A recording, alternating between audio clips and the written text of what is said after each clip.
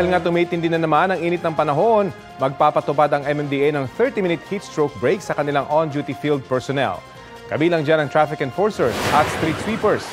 Sa anunsyo ng MMDA, magkakaroon ng rotation schedule na ipatutupad simula March 15 hanggang May 31. Magsasalitan sa duty ang mga tauhan sa isang lugar para hindi maapektuhan ang operasyon ng MMDA. Pagkakataon ito para mag-rehydrate, pansamantalang sumilong at makapagpahinga. Kung sakali namang umabot sa 40 degrees Celsius pataas ang heat index or human discomfort index sa Metro Manila, dadagdagan pa ng 15 minutos ang heat break. Kapuso, alamin ang maiinit na balita. Bisitahin at mag-subscribe sa GMA Integrated News sa YouTube. Sa mga kapuso abroad, samahan nyo kami sa GMA Pinoy TV at sa www.gmanews.tv.